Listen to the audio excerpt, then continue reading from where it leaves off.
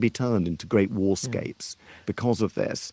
And so, yes, economy and justice are the two great challenges that societies have to fulfill, and they can be easily calibrated if there is good enough governance to enforce that. Well, your book provides this very rich historical analysis, and unfortunately, none of us have a perfect understanding of what the future will bring. So in the last few seconds that we have, Simon, with that in mind, what do you think our duty is to the now, to the present, that keeps you, optimistic, as you said? What can we be doing now? I think the key thing is, since you're talking to a historian, is not to have too much history, to think about how people, how families, how young people, how old people want to live now, not to dwell on the past, not to dwell on the history, but just to ask, how do people want to live today, and to try and make that happen for them? That's our great challenge. Well, Simon Sebag Montefiore, acclaimed British historian, author of numerous books. His most recent, which was just reissued with a new conclusion, is called The World, A Family History of Humanity. It's always a deep pleasure to speak with you, Simon. Thank you for coming back to On Point. It's been a joy. Thank you so much for having me. I'm Meghna Chakrabarty. This is On Point.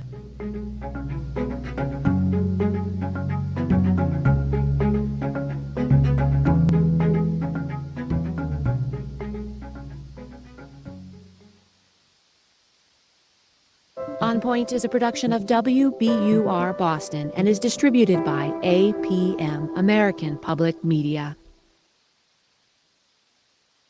Support for On Point comes from BetterHelp, committed to supporting mental health through therapy and helping clients find balance. Clients are matched with one of 35,000 therapists for online therapy from anywhere at betterhelp.com/public. And Loomis Sales, working to fulfill the investment needs of institutional and retail clients worldwide by integrating proprietary research and risk analysis to develop a customized approach for each investor. LoomisSales.com. This is KUOW-FM Seattle, KUOW Tumwater, KQOW Bellingham. It's 11:59. Coming up in the noon hour, KUOW's Week in Review. Here to tell you more is today's host, Mike Lewis. Thanks, Bernard. Coming up, what impact would reinstituting a campus cop program at schools like Garfield have on youth gun violence on campus? We'll discuss that. Also, Amazon pledged another $1.4 billion toward affordable housing in 3 cities, one of them being Seattle. We'll talk about the impact of that. And Seattle Parks and Recreation said this week that clothing will remain optional at Denny Blaine Park. Our panelists will bear it all today in just a few minutes on Week in Review.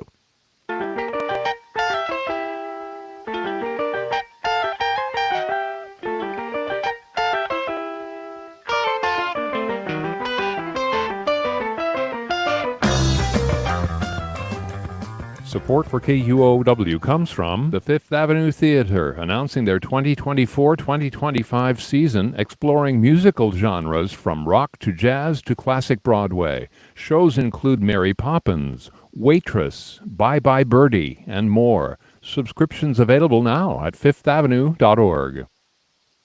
Hi, I'm Chris Morgan, host of The Wild. Americans love their cars. The mythology of the open road speaks to us all, calling for adventure. But 1 million animals are killed on roads every day in the US. The issue with our transportation system goes way beyond roadkill. On our next show, road ecology and how the natural world is influenced by our miles of gravel and tarmac. Listen to The Wild tonight at 8, or wherever you get your podcasts.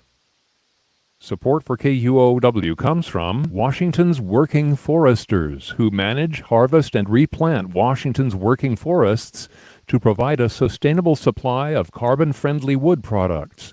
Learn more at workingforesters.org. So I came across people who were following something called FIRE, Financial Independence, Retire Early. It's really about strategizing to leave the workforce at an age of your own choosing. So say you plan to retire at 45 instead of 65, or there are even people who do it at 35. I'm Sabrina Tavernisi. That's today on The Daily from the New York Times. That's this afternoon at 2 o'clock on 94.9 KUOW. Live from NPR News in Washington, I'm Nora Rahm. A federal bankruptcy judge in Texas has decided to convert conspiracy theorist Alex Jones' personal bankruptcy to a Chapter 7 liquidation. As NPR's Tovia Smith reports, Jones' assets will be sold so Sandy Hook families can begin collecting on the nearly $1.5 billion in damages Jones owes them for his lies that the 2012 school shooting never happened. Judge Chris Lopez is expected to issue a formal written order later today, and a trustee could take over control of Jones' estate within hours. That means it's no longer Jones calling the shots, and everything from his jewelry to his gun collection could be auctioned off to the highest bidder. Still under consideration is whether to also convert Jones' media company, Free Speech Systems, to Chapter 7 liquidation. The families who sued Jones are divided on whether that's the best path forward. But one way or another, the company that produces Jones' InfoWars show will be sold, and its proceeds will go to the families. The company could end up shuttered or revived by a new buyer. There's already talk of Jones' allies buying InfoWars and rehiring Jones to stay behind the mic. Tovia Smith, NPR News. In a 6-3 decision, the Supreme Court this morning struck down the federal ban on bump stocks, a device that can convert a semi-automatic weapon into a machine gun. The ban was imposed in 2018 after a mass shooting during a country music festival in Las Vegas killed 60 people. The National Weather Service is predicting more rain in South Florida today, a region that's already saturated.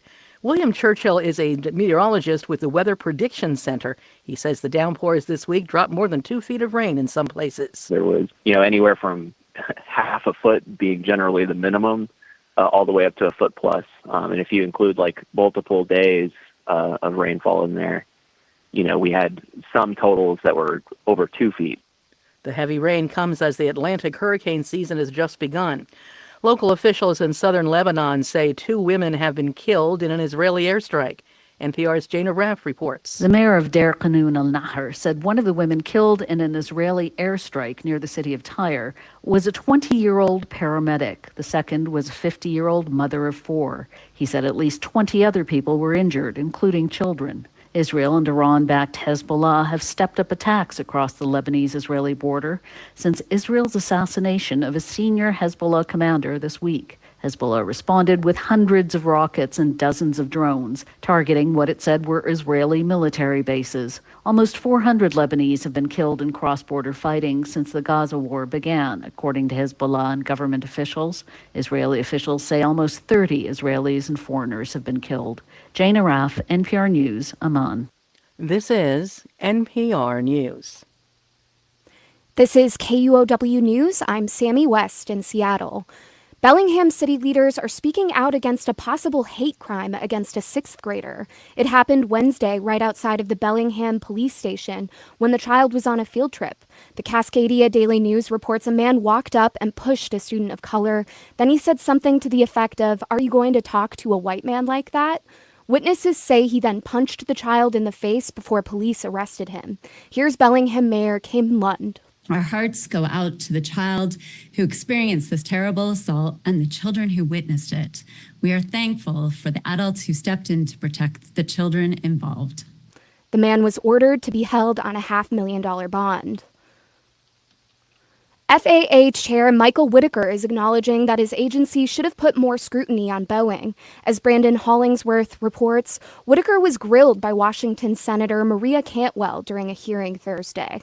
The Senate Committee on Commerce, Science, and Transportation opened the hearing because of recent documented problems with Boeing planes and reports from current and former employees concerned about safety.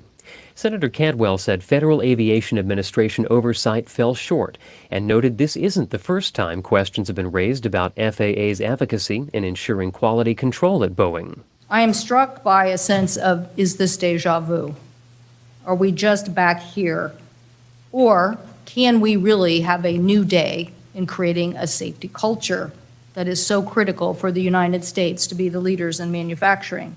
FAA Chair Michael Whitaker said the agency has been sending more inspectors to Boeing and Spirit, one of its chief subcontractors, but that more are needed. He said FAA is working with Boeing to implement a sustained change in the company's safety policies, practices, and culture.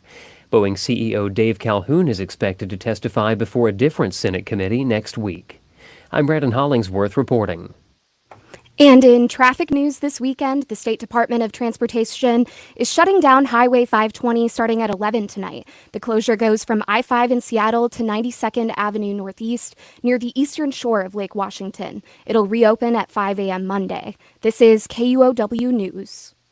Support for NPR comes from NPR stations. Other contributors include Schwab, with Schwab investing themes like artificial intelligence, renewable energy, or pet passion. Over 40 themes to invest in.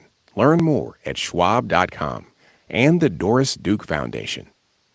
Welcome to Friday and welcome to Week in Review. I'm Mike Lewis in for Bill Radke. Joining us today, it's going to be a good show, are speaker and author of the forthcoming book, Authentic, Jodi-Ann Burey. Jodi-Ann, welcome to the show. Thank you for having me. Founder of Earth Finance and former member of the Washington State House and Senate, Reuven Carlyle. Reuven? Thank you. Good morning. Good morning to you, too. And founder and president of Gamoran Legal Consulting, Saul Gamoran. Saul, thank you for joining us. Good afternoon. All right, folks, we have got a full show today. We're going to start off with one of the most tragic stories of the last week. Garfield High students returned to school this week following an on-campus shooting that left one 17-year-old student dead. The shooter remains at large. This isn't the first incident this year involving gun violence near the campus, and the shooting brought renewed attention to the thorny issue of campus safety and what the school board should do to ensure students are safe in Seattle high school campuses. Garfield did have a campus cop, Benny Radford, from 2008 to 2019, according to a recent column by Seattle Times' Danny Westneat. But the school board canceled the job in the aftermath of the George Floyd murder and the subsequent rethinking of policing in local schools. Reuven, you're on the hot seat first. Should Seattle schools reinstitute a campus cop program, and would this have helped in this situation? You know, I thought Danny Westneat's story was really thoughtful and insightful to sort of reach out to the resource officer and sort of talk about his experience. So, you know, intuitively, my sense is very much that there is value in a community connection and of having that direct connection with folks who are widely regarded in the community. At the same time, I did some actual dive into this from a research point of view, and I was really actually quite surprised that there's mixed results of the research from both the left and the right, the Cato Institute on the right, some of the more progressive organizations on the left, and the research actually shows genuinely mixed reviews around resource officers. And I was super surprised about that. It showed that there is a decrease in some violent incidences, but there, at a cost of that, there is a very dramatic increase in the disproportionate impact of suspensions and arrests and sort of the criminalization of students. And I think that's sort of the struggle. So I do think overall, again, intuitively in my view, in my experience, that can be a positive sense when the resource officers are deeply committed to de-escalating tensions and really engaged in kids and community life. But boy, what a surprise to see the research so conflicted from both, again, the left and the right on this issue. Jodi-Ann, what do you think? Yeah, well, first and foremost, I want to acknowledge the family and loved ones of the student, Amar Murphy Payne. And I also want to acknowledge the community members who they themselves are hurting, showed up for the students this week. When they came back to campus, they lined the entryway. You know, I saw clapping. I saw people embracing students. And I just want to acknowledge that, you know, the community is showing up for these students as they're kind of navigating the wake of this tragedy. Thank you so much, Reuven, for bringing up the research, because I did some of the digging as well, and the research is not conclusive. And so I think we need to encourage ourselves to think about the intuition, right, versus the data. I don't know in what fantasy world that the presence of a police officer can prevent gun violence. And in some of the research that I was looking at, that yes, the school resource officer, more kids are being suspended, there are more expulsions for minor infractions that aren't in the realm of their purview, right, of violent crimes with a weapon. And so I just really want us to take a step back and realize that fear and tragedy are just catnip for politicians and corporations, and they just don't think that we should be jumping to cops. I did read that Times piece that reached out to that officer, which I thought was, yes, well done, but also swaying of the conversation, because obviously when this was your job, you do have a vested interest in kind of what this program could do. And so it would be nice to see some more responsible reporting about, students who are in the schools or teachers and the impact of that. But again, the data just really doesn't bear out on that. Saul? I assume you have something to say on this. I suppose I live in that fantasy world that says that if there's a police presence, it could reduce gun violence. My concern is that there's so many other things that are happening with it, such as suspensions, etc., and it's affecting people of color to an extraordinary degree. So there's an issue there. I don't know about the training, etc., but it seems not, and I'm not saying it would have prevented this act of violence, but certainly we all grew up with a police at the school, not as a sinister character, but just as a friendly officer, and I would hope it would be continued. I think it definitely speaks to experience to be able to look at a police officer and feel friendly vibes. I went to school in New York City. I went to public school my entire experience up until college, and we had security guards, right? Shout out to John, shout out to a lot of those guys, but we weren't dealing with stuff like this. They weren't there to suspend kids or recommend suspensions, at least not when I was in school. And so I do want to think about, just the research about place-based predictive policing intervention strategies for violent crime with a weapon. The data isn't there. And so it just feels like vibes, and vibes does not save lives. If anything, it can increase crime because you have kids who are missing school, right? They are being criminalized, they might drop out, and we know all of these are risk factors for young people to then commit crimes into their young adulthood, into their adulthood. Yeah. What role would you've been a lawmaker, what role do lawmakers have in this? Yeah, it is so unbelievably challenging. I mean, the United States Supreme Court just ruled Friday morning that rejected the ban on bump stop. So how in the world does the city of Seattle, the state of Washington, any local jurisdiction deal with this painful reality of a U.S. Supreme Court that just categorically refuses to have even the most modest constraints on the weaponization of guns in terms of availability at broad scale? It's incredibly challenging as a lawmaker, that complex interplay between city, state, and federal governments. And of course, geographic boundaries mean nothing on an issue like this. So profoundly challenging time. And I just shout out to Jodi-Ann around the community impact is so painful for the families. And you just think about the reality of how we keep seeing this over and over. We're better than this as a society. We've got to find the moral courage to figure out a pathway forward. Yeah. It really is about the guns, right? There are just too many guns in this country, not just assault rifles, but handguns. When I was looking into, because I was really curious about that student, which his parents are on trial this week in Michigan, but in 2021, Ethan had brought a loaded gun to school. All the kids were reporting that he had this gun, went to the principal's office, talked to them, and then they gave him his backpack back, and he shot 11 people, 4 of them died. So just as an example of, there were people who could have intervened at every single level, and the difference was that there was a gun in the school, right? And police cannot prevent that. Just earlier this year at the Super Bowl parade in Kansas City, parades are swarming with cops. People still got shot, And so when I was even looking into this, when I was looking up the Michigan story, I saw popped up that in Pittsburgh and Missouri this week, a loaded gun was found in 2 3-year-olds' backpacks, right? A school resource officer cannot do anything about that. And so I just want to make sure that we keep our focus on the guns, right? Not necessarily a cop being in the school. So when you hear this, do you feel like there is some role for lawmakers in this regard? Do you think that the attention should be paid on the weapons themselves or on the people or a little bit on both? Well, I think there's too many bad people with guns and too many mentally ill people with guns. But I think each school district should be able to make its decision about having a police officer in the school. And even though there's plenty of shootings where there's police around, I think that police help prevent shootings, not increase shootings. So I'm in favor of having a police officer in a school.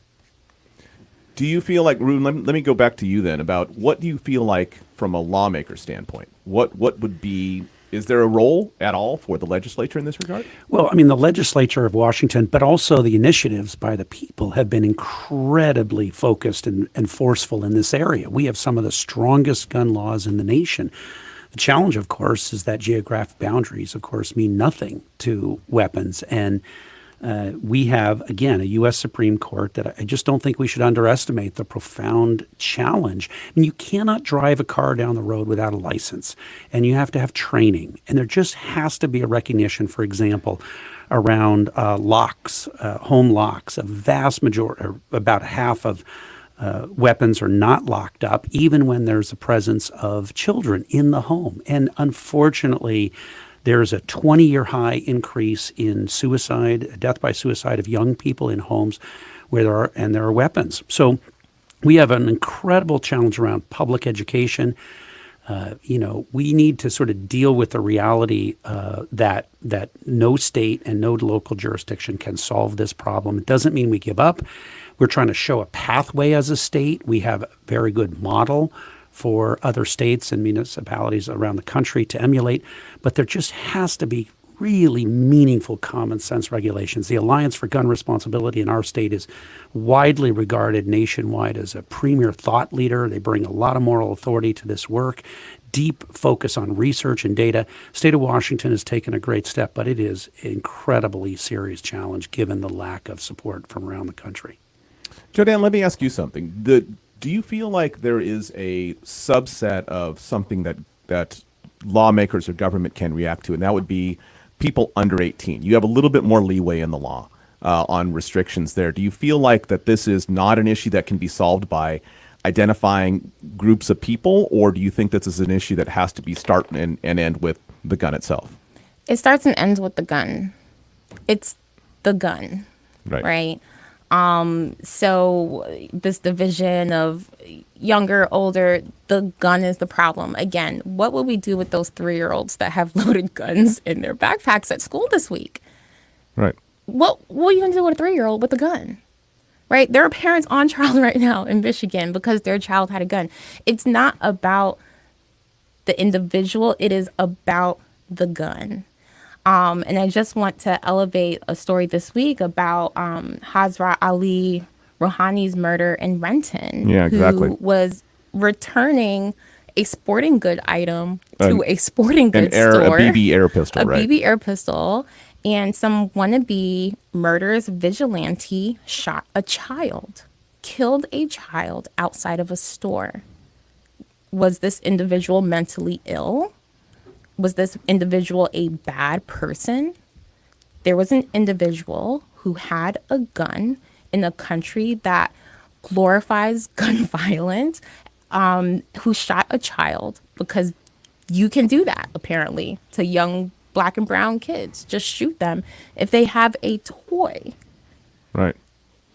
Saul, when you feel like there is a component of this that can be helped with having cops on campuses, correct? Correct. And do you feel like there is any legitimate concern about policing on campuses as far as its potential negative effects or the issue regarding kids getting suspended, overreach of what the violations are among students and those sort of things? Or do you feel like this is a net gain, not a net negative? I think both. I think it is a net gain.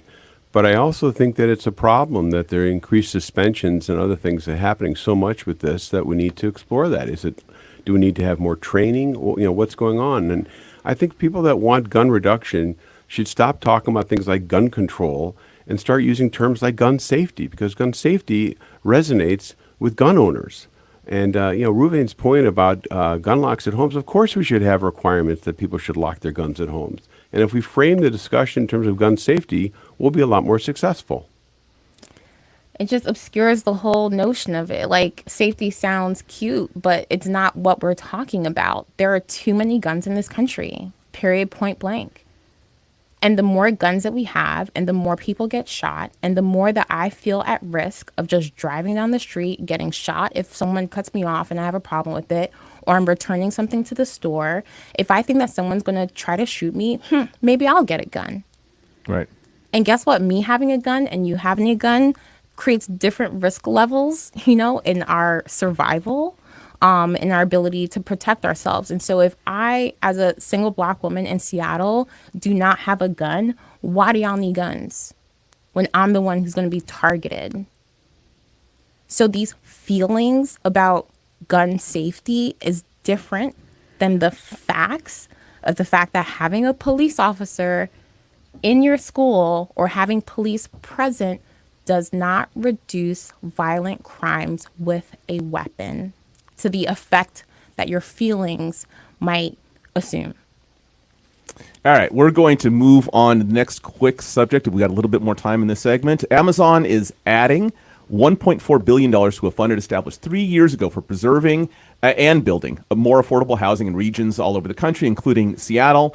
CEO Andy Jassy said the new sum would go on top of the $2.2 billion it's already invested to preserve 21,000 affordable housing units in various places, including Seattle and the country. When it launched its housing equity fund in January 2021, Amazon said it aimed to fund an additional 20,000 units over 5 years. Saul, do you feel like these public-private partnerships are a step forward in making a more affordable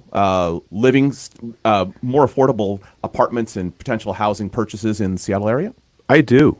And I think Amazon should be commended for what it's doing. It's amazing. You have many people in Seattle that are just foolish and just wish Amazon would just get up and go away.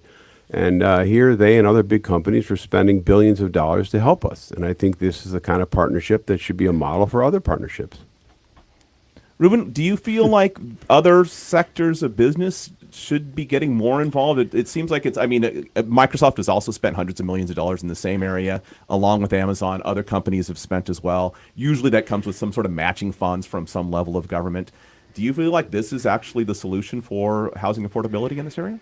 It's hard to be a prophet in your own land. And so it's interesting that Seattle is the home of Amazon and Microsoft, Starbucks, Costco, Weyerhaeuser, Boeing, so many premier globally regarded companies, really lean into the quality of life of Seattle and Puget Sound and the state of Washington. And I think this is a great symbolic representation of that. And I think it does point to the fact that folks like the CEO, Andy Jassy, and the senior executives like David Zapolsky, and of course at Microsoft, Brad Smith, and so many others are incredibly committed to the quality of life in this area. And there are implications of growth associated with the massive expansion of companies like Amazon and Microsoft and others. And I think they're leaning into that in a really meaningful way. And they've been very supportive of the public policy impacts. We spend $5.3 billion on housing in all of these programs together in the public sector. And most of that comes from the document recording fee. So when you sell or buy a home, there's a couple $100 added to that transaction for housing services. So tons of money is going in, but it's incredibly large-scale problem. That's the reality, right? The rent's too damn high. We know this is a serious issue. And affordability goes to the core. Inflation has exacerbated it. So these macroeconomic factors are really impacting people living real lives in the community. I don't think we should underestimate that. So yes, and it's public sector obligation to have meaningful policies. We've made big changes in our density rules. Amazon and Microsoft and other companies have supported those policies. So we really are, I think, leaning into this work, but that does not mitigate the effect of the impact on real people. I mean, we are really seeing an affordability challenge in this region that we've got to get our hands around. But I think it's a very positive investment, and it's a substantial amount of money that you just do not see from most companies. You created a perfect segue to Jodi-Ann, because the rent is too damn high was literally the name of a political party in New York. Mm-hmm.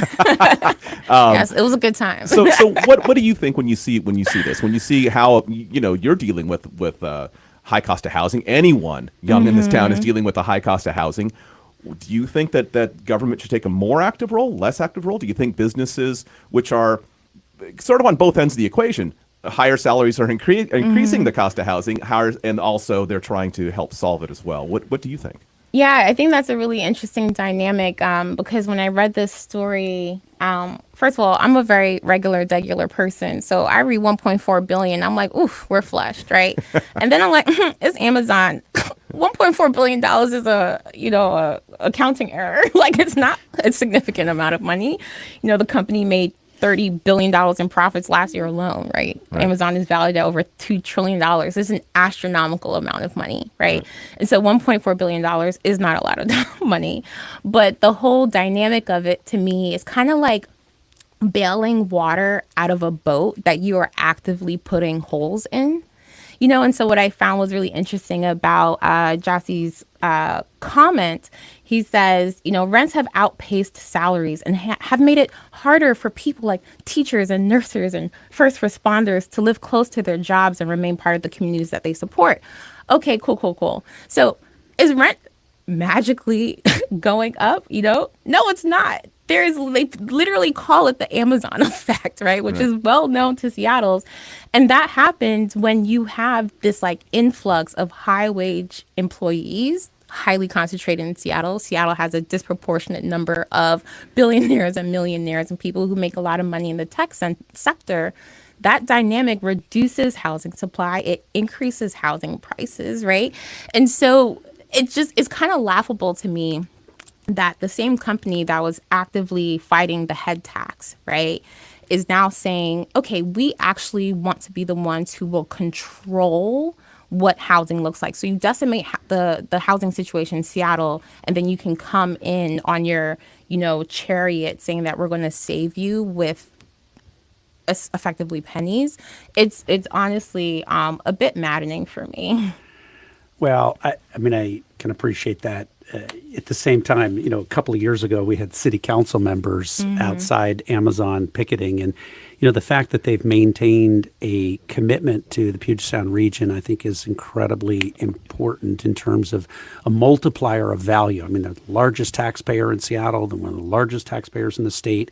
They're the billions of dollars in public resources that we have to invest comes as a result of that direct nexus with that economic activity. So there are negative consequences and implications to growth. Absolutely, totally, completely right in every way. The question is, how do we sort of grapple with that? How do we deal with that? And I do think that their contribution, in addition to their public contribution as of course, a taxpayer, which they're obligated to, like we all are, is very substantial. And, it's not a lot of companies walking around dropping a couple of $1 billion into community benefit regardless of. So I think there is something very positive about their, not just their economic multiplier of value in terms of jobs and quality of life that they support, but the fact that they have a deep commitment to public engagement. And they gave some money to Treehouse and other foster youth programs and others. And it isn't just pennies. It ends up being incredibly substantial. But just how deep is that? I'm thinking about, and I haven't followed this lately, but I was just thinking of when Amazon was looking for a second headquarters, and cities were like, oh no, they're trying to go to New York, to Queens. I'm from Queens, right? And they're like, oh wait, we have a lot of questions because we don't want to end up like Seattle. And so if the positive was so outstandingly outweighed the negatives, then I would feel like cities in this country would be competing for Amazon the way that, countries compete to host the Olympics. And I just don't know if that's the case. And so, yes, they're the biggest taxpayer. Are they paying their fair taxes? And so I think there's just a lot of hemming and hawing. But I think it is a dynamic of very wealthy companies that they want to control what this public investment looks like by subverting their tax burden. And they're the ones that get to ride in on this. And I think we need to question that. All right. We will be questioning that and other things when we come back with Week in Review in just a minute.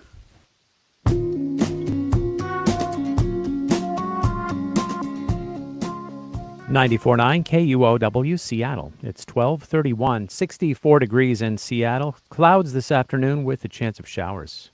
Support for KUOW comes from Swim Across America, Seattle's 16th annual open water swim. Participants can help fund research at Fred Hutch Cancer Center, Saturday, September 7th, Lake Sammamish State Park. All are welcome to swim, volunteer, or donate. Info at swimacrossamerica.org/Seattle. I'm Chris Morgan, host of The Wild, a KUOW podcast about the wonders of nature and the people working to protect it. Through expert conversations and up-close encounters, we'll explore our world's most wild places, how they work, why they're so important, and what we can all do to preserve them. Find The Wild wherever you get your podcasts.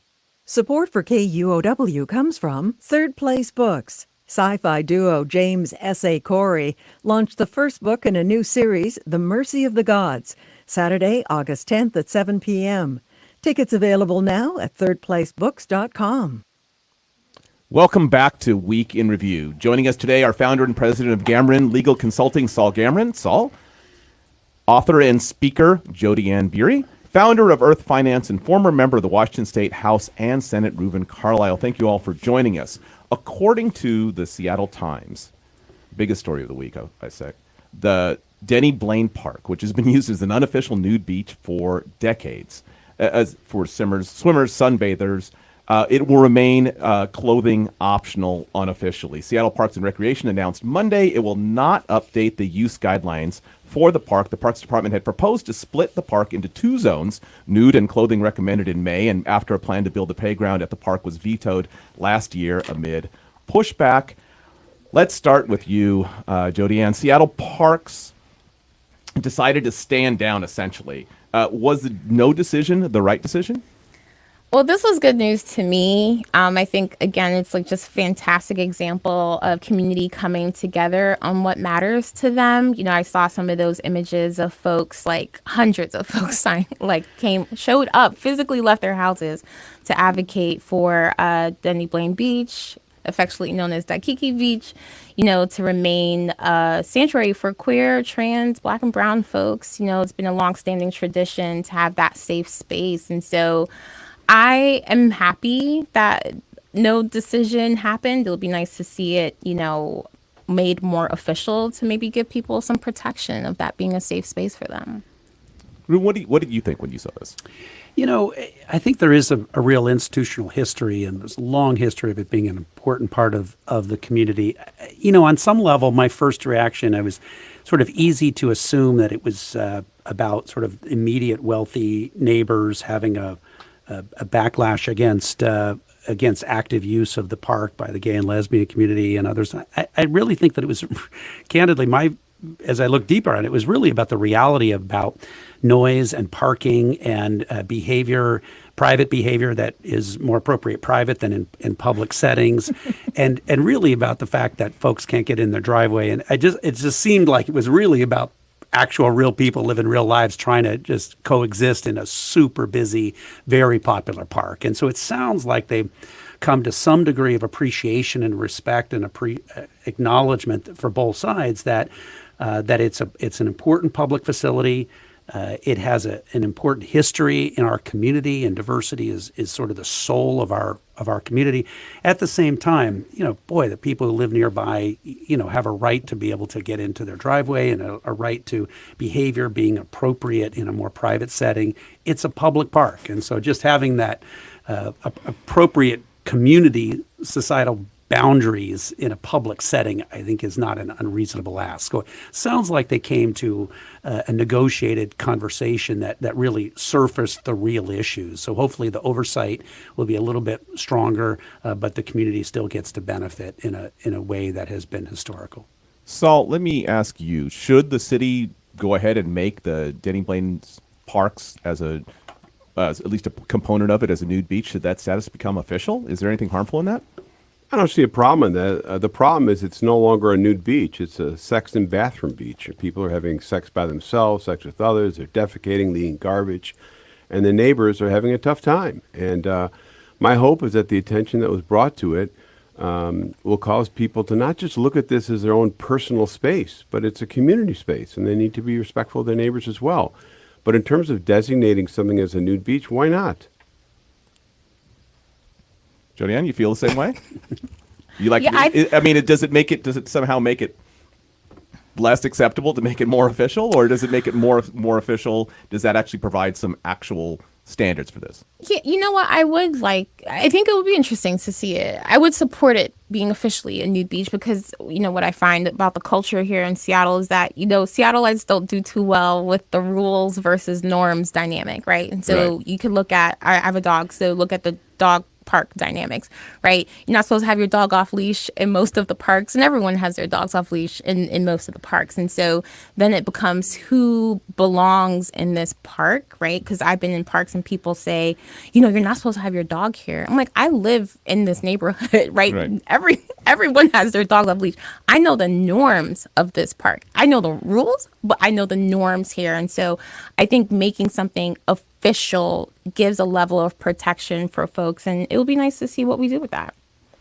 Reuven, when you see a government agency decide to just do nothing rather than make a decision, do you think that that's sometimes the wisest decision, to just sort of, hey, this has been operating, maybe we needed to have a conversation, but maybe we didn't need to come in and do some new form of rulemaking? Absolutely. I mean, look, we have this image that government as an institution needs to sort of set the rules. But as Jodi-Ann says, I mean, this is about community impact, input, and a real conversation. There's no question that it got heightened as if it was, against the gay and lesbian community and others. I don't think that was it. I think it was really just about the use in a way that works for the large community as well as the immediate users.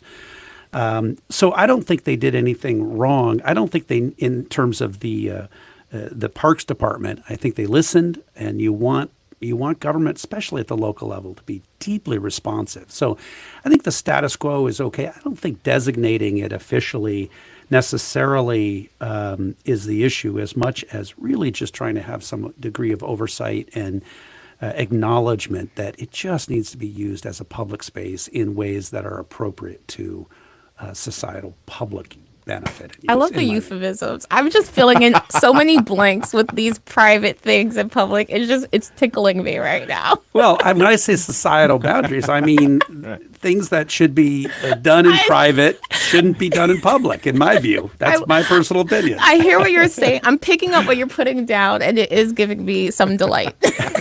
Well, keeping on the theme of overexposure, let's talk about the presidential election.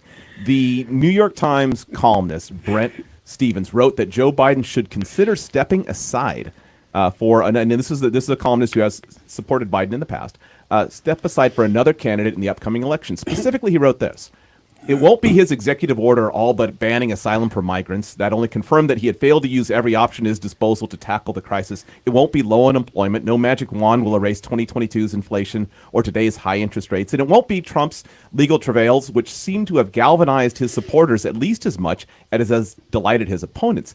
He can still choose not to run, to cede the field to a Democrat who can win, paging Josh Shapiro or Gretchen Whitmer, and do the hard and brave things it takes to secure security and peace in the free world." Reuven, we're going to start with you. Is this a column that resonates with you? Is this a wise idea this late in the election cycle? It's a very provocative argument and a point of view, just to put it out there. And so I think there's no question that there's deep sense of anxiety among Democrats. I think that Biden has a lot of support. At the same time, I think he is shown enormous leadership in terms of the challenges of the last 4 years. I think the real interesting aspect of this is what's the impact on this presidential race in Washington state? I mean, we have this moment where our primary election is coming up just in 6-8 weeks, and it's getting super close. Running for governor, you have first open seat in 12 years. You've got Semi Bird on the far right. You've got David Reichert and Mark Mullet trying to sort of carve out that larger middle and the moderate side, and Bob Ferguson and the more representing sort of the more traditional progressive Democrat. So it's a very interesting dynamic because with RFK on the ballot around the country, a few places, as well as the opposition to Biden on the far left, you really have an open question. It won't probably impact the election in Washington state, as Saul and I were talking earlier, but it certainly will in other states. So there's something incredibly impactful happening right now in this country in terms of this deep sense of disequilibrium on the left and on the right. I don't think we should minimize that. I think President Biden is confident that he has led the last 4 years with conviction and done the best that he can. And I think Congress has been a challenge on every level. At the same time, I don't see him certainly stepping aside by any stretch of the imagination. I don't think that's real, but I think it's an incredibly thoughtful engagement, a deep level of conversation about what is happening with the left and the right in this country relative to this incredibly serious election. Saul, you've got some experience in these areas. What do you, when you saw the column and when you think about this, one, I think could you expand on, will it have an effect on the Washington, specifically Washington state elections? And then two, do you think that this is something that could actually benefit the side? And I know you don't, you represented other folks, but I mean, do you think that this could benefit the Democrats by having Biden actually step aside at this late date? Well, I'll take your second question first. Of course it would benefit the Democrats. As it stands now, Biden will win the popular vote, but Trump will win an electoral landslide. He's ahead in every swing state except one.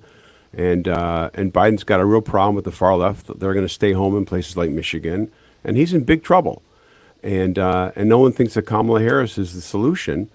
So, of course, it would help the Democrats, just like it would have helped the Republicans if they nominated Nikki Haley.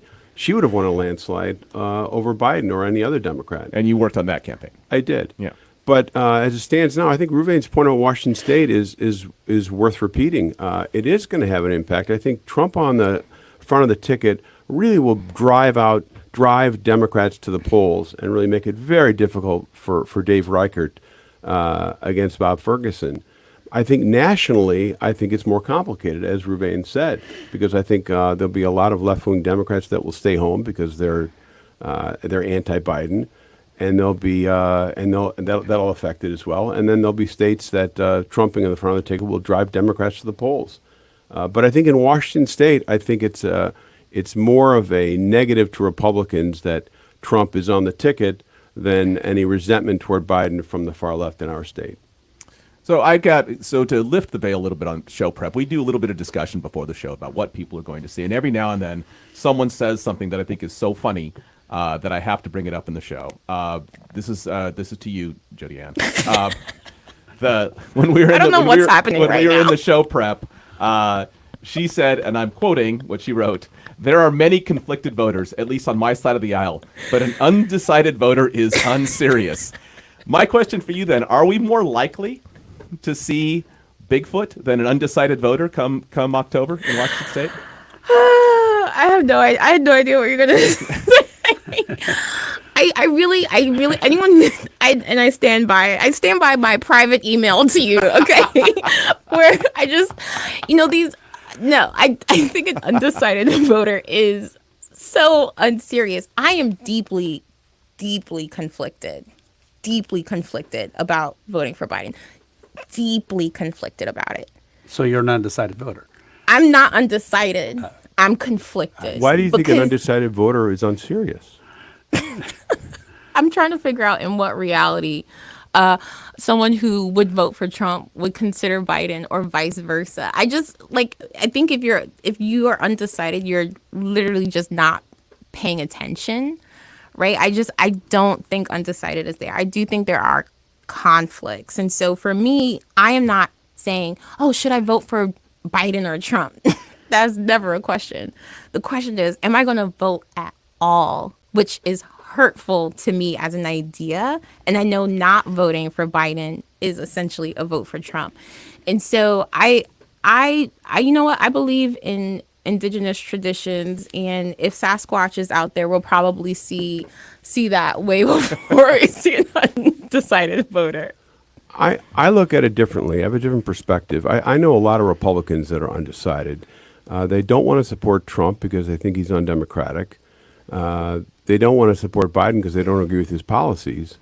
But on the other hand, they really don't want to see someone who opposes democracy as they view Trump become president. So they may vote for Biden. They're not going to stay at home. Certainly not in the swing states. Here we have the luxury. We could vote for Mickey Mouse. It wouldn't matter.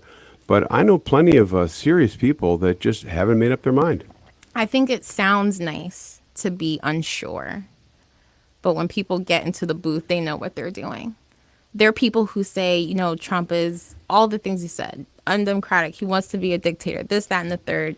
And they're still going to go in the privacy of that booth and vote for Trump. Absolutely. I think it sounds good to be undecided. That's why it's like you're unserious right now. This man wants to be a dictator. So you just don't. He has 34 felony convictions. Do you just not talk to people that would consider Trump? So we're not going to do that. You and I, we're not going to have that conversation about what I am and am not doing. But I think that someone who is undecided is not paying attention, or it sounds cool to be undecided, but they know what they're going to do. Saul, let me ask you a quick question then. What do you think those folks that you talk to who are the Republican voters who are undecided? And typically, I think historically in the United States, Republican voters have been far more reliable showing up at the polls. So correct. So any percentage of undecided Republicans who are still hesitant, you are not saying they will wait this one out. You're saying that they will be involved. They just haven't made a decision yet. What do you find? Personally, you've done a lot of polling. You've read a lot of polling. What do you think is the pivot points on those folks deciding? I think that the debates will be pivotal. There's been a lot of questions on whether President Biden has become just too old to really sort things out. And I think his performance in the debates will be critical. And I think there's questions about Trump that he'll be asked in the debates that'll count as well. So I think the debates will be pivotal in dealing with these undecided voters. There is just an unbelievably important reality, which is under Biden with the Inflation Reduction Act, the other major policies, they've been incredibly historic in terms of meaningful progress that we've made. It is challenging in today's day and age in our social media driven world to figure out how people process that. Do they understand the complexity of government in any way? Do they give an ounce of political credit for substantive accomplishments? And that's incredibly frustrating. And I do think there's also an implication in terms of this entire down ballot issue.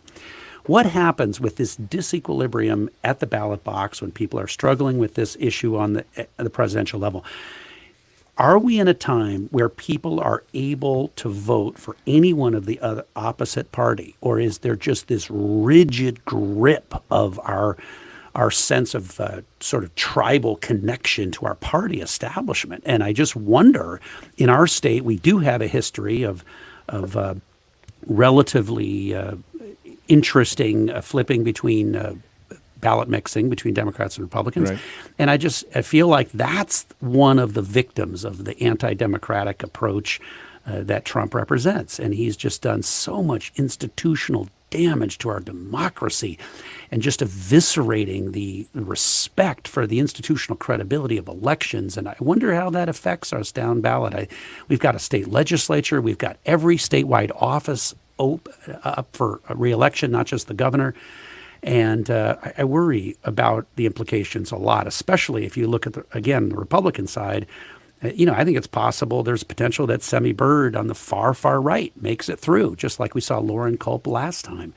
And so what does that mean when you get four really interesting candidates for governor and, who makes it through an open primary in a couple of weeks? Mm. All right. Well, we will be right back. We're taking a quick break. I will be right back with Week in Review.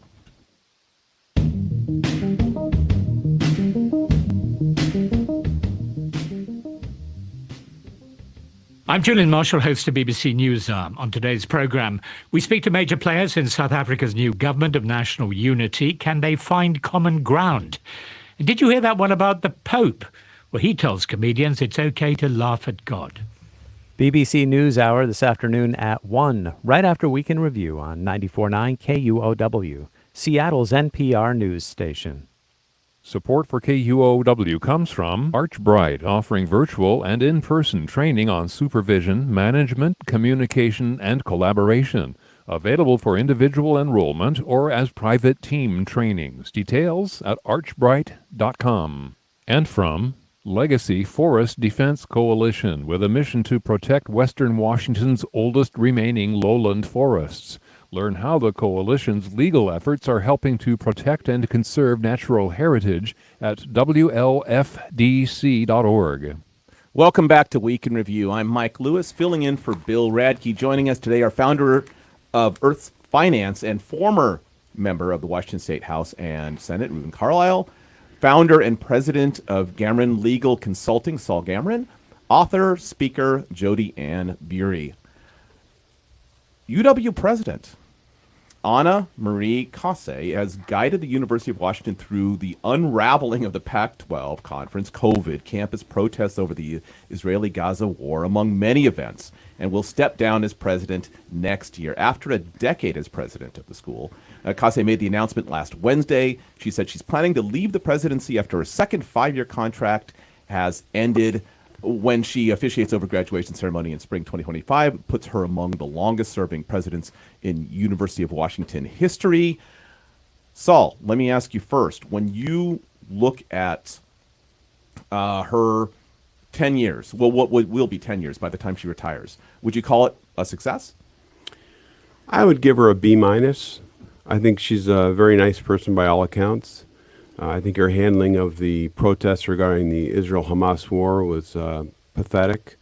I think the unraveling of the Pac-10 is a disgrace. And I think in the university president's role, someone who's a more proficient fundraiser, I think would have been more beneficial. However, I think a lot of good things did happen under her reign, and that's why I'd give her a B-. What were the good things, for example? I think the university continued to maintain its position as an academic powerhouse. What, Jodi, what do you think? Let's I say. mean, let me ask you a specific Yeah. question. Do you feel like when you think about, you said Boston University, correct? Boston College. Boston College, sorry. Put some respect on my name. I will not make that mistake twice. When you went to that school in Boston, do you feel like a university president represents more of a person who should be raising money for the school? Should they be more worried about academics? Should they be worried about the students and self-expression? I mean, what do you think is a primary role for a student for a university president? Yeah, I think the president that I had, Father Leahy, is still president. He came to a Boston College alumni event to Seattle a couple years ago. I'm like, dang, he's still around? And so, I think the role of a university president is to set the strategic direction for the university. That will include fundraising, that will include culture, the academic standing, all of those things. And so I think heavily focusing in one way or the other has its disadvantages. Like, I don't think the culture of a university or the health and vibrancy of really a micro city, right, should depend on one individual being a superb fundraiser. You have whole departments on university campuses who do that. So they set the strategic direction. I think for me, and I have some tangential relationships with the University of Washington. I've done a lot of speaking there. I was a commencing speaker last year for one of their graduations. So then I also got kind of wrapped up in the financial transformation disaster and all of those things. But I just think that, the timing is very concerning for me. There's an election year. There's a massive conservative attack on our institutions, specifically higher education, in the wake of the affirmative action stuff. So I just, I don't know much about her record, but I'm actually really concerned about, who will come into that position next, given the climate that they're walking into. So I have just the most respect for Anna Marie Casse. I think she's been the most thoughtful, gracious, kind, generous, insightful leader imaginable. She has been what we needed for 10 years. She's brought a sense of calm, reflective leadership. We've had unbelievable challenges. That's not up for debate. But the role of the University of Washington president in statewide thought leadership relative to the institution of higher education, relative to community engagement, it's incredibly serious and important. She's been the right leader at the right time and had done an amazing, fabulous job. She's an academic in her soul. The fact that she's returning to teaching is a reflection of that. But she's been a great statewide leader. It doesn't mean we haven't had really serious challenges. I say that as someone who writes a tuition check currently, so I have a deep understanding. I do think that the Pac-12 situation is so unsettling. It's so unfair to think that athletes and parents would travel to Rutgers, New Jersey for a game and not see the implications for the sports community. It's sad. It's so painfully sad to see that failure. I think another area of challenge for the University of Washington in today's day and age, and this is an area I hope the next president focuses a lot on, is undergraduate teaching. It's tough. I mean, hundreds of kids in a classroom. Of course, it's getting so tough to get in. 7,500 slots. I think there were 53,000 or so applicants. I mean, just unbelievably staggering. It's our premier flagship institution in this state. It needs to be accessible to the public.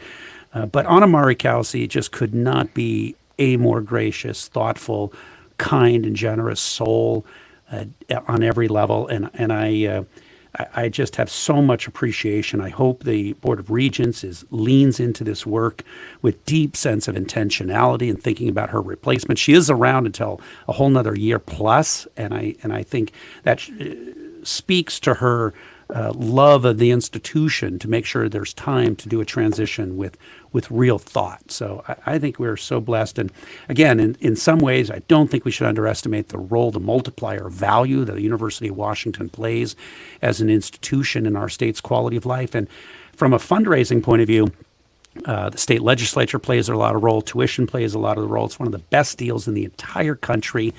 Undergraduate tuition still 13,000+ compared to other institutions you can't even get in the same league. If you can get in. If you can get in. And we got to do better than that as a state. And something I worked on a lot, and a lot of legislators and the governor and others care about this a lot. Saul, when you talk about fundraising, you mentioned fundraising in your comments on this. The move away from the Pac-12 is essentially a financial decision more than anything else, at least as I understand it, for the potential extra money to get into a bigger, more prominent television-based conference. Do you feel like that is the type of fundraising you would want to see, or do you feel like it's too destabilizing to have, as Reuven said, the minor sports in particular that don't travel anywhere near as well, traveling to far-flung places for league games? Well, it's a fait accompli. There's nothing we can do about it. But no, I think it's a travesty that the Pac-10 or Pac-12 has been destroyed. I think it's terrible. And I think that I understand there was financial incentives to go to the Big Ten.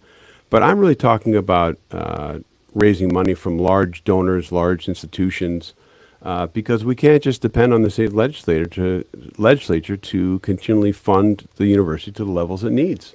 Fair enough. All right, quick. Round the horn, what made you smile this week? Jodi-Ann. The sun was out. Yeah. Did y'all see it? Yeah. It's amazing. Fantastic. I completely so agree. many smiles. All right, Reuven. Court judge ruled that the Climate Commitment Act, which is my legislation I couldn't be more proud of, that the impact of Initiative 2117 that would repeal the climate legislation in our state has to have full public disclosure of the impact financially of that on the ballot. So the public, the people have a right to understand the impact of initiatives when they slash spending, not just on climate, but of course on every issue. So really important and responsible judicial ruling. All right, and Saul, what made you smile? Here we are, June 14th, and the Mariners are 5.5 games in first place. We've got the best starting pitching in the league, and if we get a couple of bats at the trading deadline, we'll be in contention. All right, folks. Thank you for joining us on Week in Review. Author, speaker Jodi-Ann Burey, thank you for coming. Founder and Earth Finance, founder of Earth Finance and former member of the Washington State House and Senate in Carlyle. Thank you, Reuven. Thank you.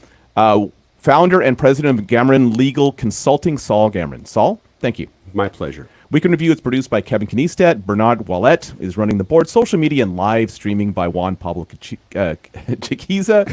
Additional support from Hans Twite. I am not Bill Radke. I am Mike Lewis, and thank you for joining. This is KUOW-FM Seattle, KUOW Tumwater, KQOW Bellingham. Support for KUOW comes from Horizon House.